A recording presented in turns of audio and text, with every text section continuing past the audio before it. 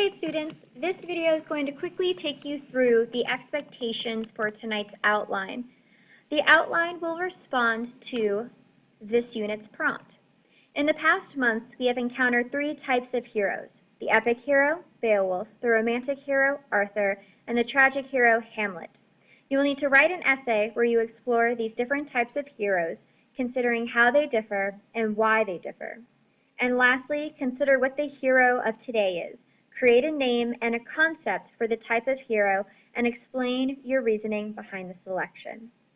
So when you have a prompt that is this open-ended and with these many moving parts, you want to make sure that the outlining process is very fluid in nature. You do not want to take this prompt and try to stuff it in a basic 5-paragraph essay, and you don't want the structure of your outline to match that of your neighbor or really any of the students in the class. With open-ended prompts like this, they give you a lot of power to choose what you want to write and how you want to write about it. You can take a specific perspective, such as feminism or religion, or you can go through a more historical lens or a philosophical lens. There's so many different ways you can approach it. The important thing is that you select an approach so that your essay is not all over the place.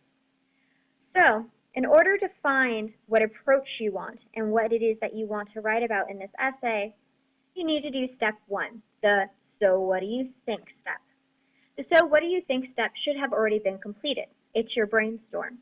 So the very first thing that you want to do in creating your outline is to grab your brainstorm and look at what you've written, because that will tell you what you want to write about.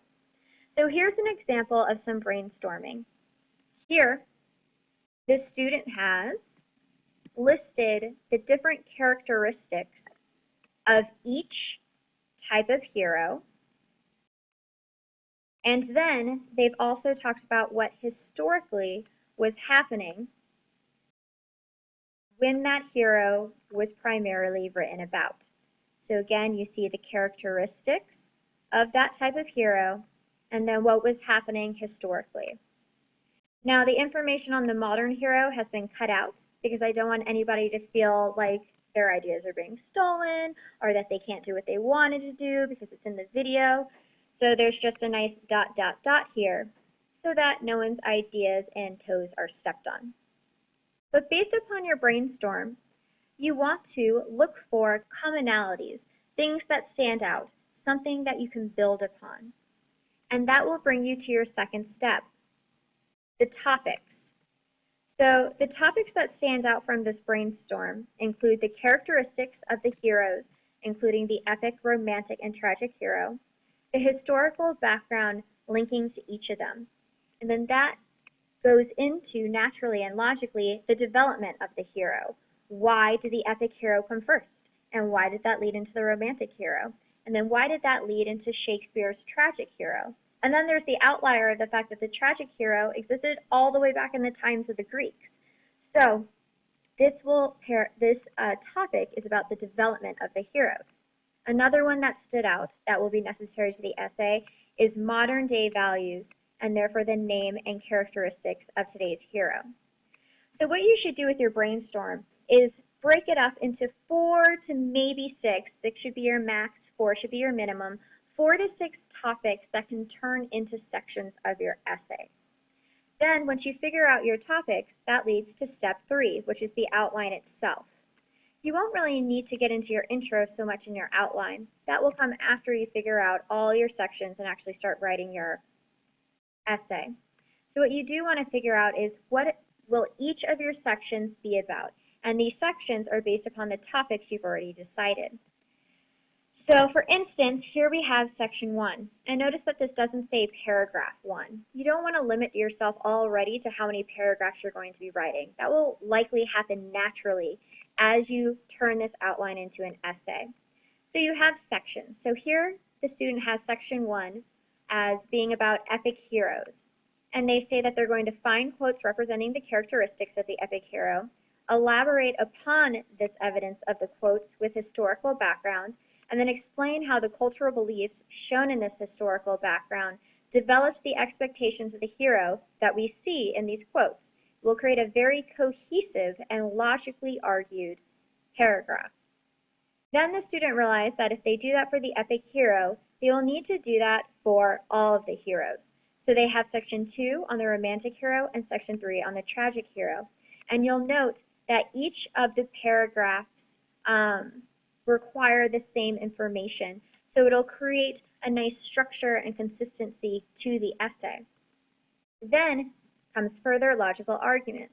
Based upon what's been set up in the first 3 sections, the author will then write about why do heroes exist. And the author will point out the connections that occurred in the previous sections, excellent transitioning, and then what the culture, and then how what the culture believes and needs creates what the hero is. And they will explain why this is. So this section is a little more philosophical as to why heroes exist and why they are what they are.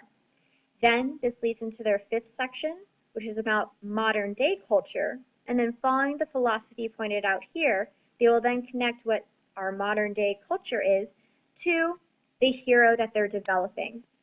Now, when you develop your hero, I don't want you to look at heroes that have already been developed. I don't really want you to name the comic book hero. I don't want you to name the athletic hero. I want you to come up with your own name that encompasses all of the heroes that exist today. What makes them similar? What is it that makes them a hero and reflects the culture of today? So you need to describe what the hero of today is by pulling out their similarities and then create your own unique term for them. You need to coin your own term and it will be all yours forever and ever. So those are the steps to creating your outline. The outline, as you can see, doesn't need to be too specific, but it does need to show the overarching structure of your essay and what each section is going to do. So again, to recap, with this prompt, you need to have step 1, which is your brainstorm, and that should be complete. If it's not, you need to do that first and foremost. Then, step 2, pull out the topics from the brainstorm that you completed, pulling out 4 to 6 topics, and then based upon those topics, put them in an outline, paying attention to structure and transitioning, and how your essay will build towards a point. We talked about that in class today, how you need to see how your paragraphs build. So make sure you keep that in mind when developing your outline. And that's what you need to do tonight. Best of luck. If you have any questions, please feel free to see me before school tomorrow or during lunch tomorrow. Good luck. Bye.